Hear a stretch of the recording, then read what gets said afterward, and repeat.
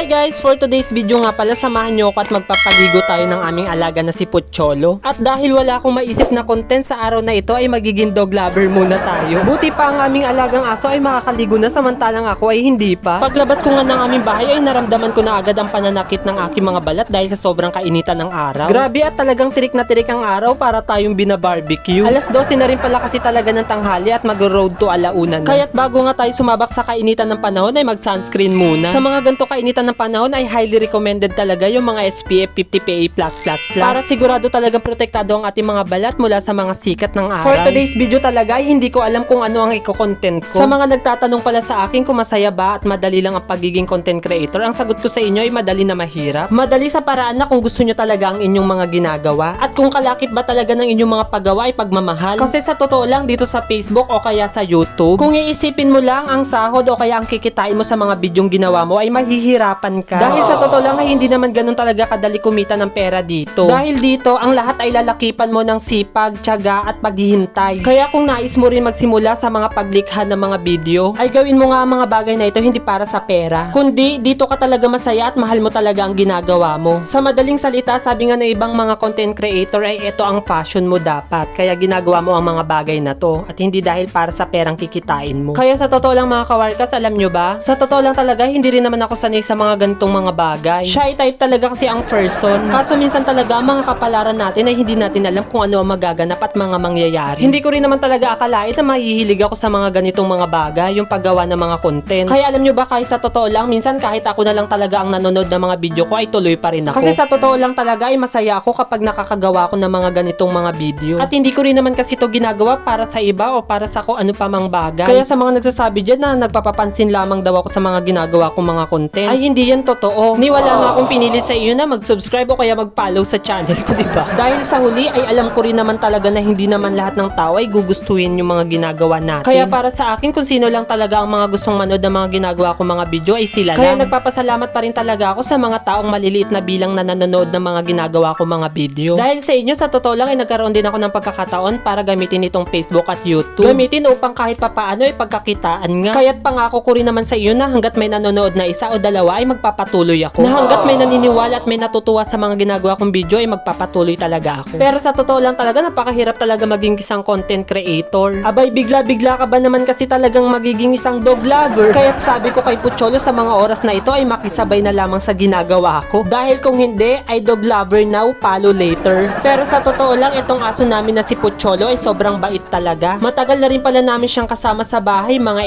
11 years na. Talaga nga naman ng mga alaga nating aso ay may tuturing natin naman best friend. Kasi sa totoo lang minsan kapag may araw na malungkot tayo, sila rin talaga yung nagpapasaya sa atin na kahit tinataboy na natin sila ay lumalapit pa rin sila. Kaya nga minsan ay may mga nagsasabi na mas maigi na lamang daw na maging kaibigan natin ng ating mga alagang aso kaysa sa mga tao. Kasi sa totoo lang minsan may mga tao na kapag nakaharap natin ay nakangiti sa atin pero pag nakataligod ay hindi natin alam, tumatahol na rin pala. Oh, walang magagalit ha, real talk lang for today's video. Hey! At pagkatapos ko nga magpaligo kay Pocholo ay magiging plantito naman tayo for today's video. Mga halaman nga pala ito ni Mama, nakakalungkot lamang at konti na lamang sila. Sapagkat yung iba kasi nito ay binaha at tinangay na nga ng mga agos. Yung mga halaman pa naman ni Mama, yung iba ay nanggaling pa sa probinsya. Mahilig kasi si Mama magtanim ng mga halamang gamot. Kaya minsan kapag nagkakasakit kami, ang unang nilulunas sa amin ni Mama na gamot ay yung mga halamang gamot na tanim niya. Kaya ngayon ay nililinis at inaayos ko dito yung mga halaman niya kasi sa totoo lang malaking tulong talaga ito para sa amin. Sayang lang at wala talaga ditong pwesto na pwedeng pagtaniman kaya sa mga pasuna lang kami nagtatanim ng mga halaman. At para sa mga hindi nakakaalam ay share ko lang. Plantito rin talaga ako, hindi lang talaga halata. Kasi paano ba naman lahat ng mga halaman na tinatanim ko maski isa ay walang nabuhay. Pero plantito talaga ako ha. Ayan, sana sa mga susunod na araw ay lumago sila. At sana ang mga halaman na ito ay talagang makarecover sa mga bagyo at bahang nangyari sa kanila. At bago nga pala matapos ang video na ito, nais ko nga palang i-shoutout kung sino man ang kumukuha palagi ng malunggay namin dito. Hindi na kasi lumalago yung dahon niya dahil kada magkakadaon siya ay pinipitas din. And ayun, that's all for today's video. Thank you for watching. See you in our next video. Bye-bye!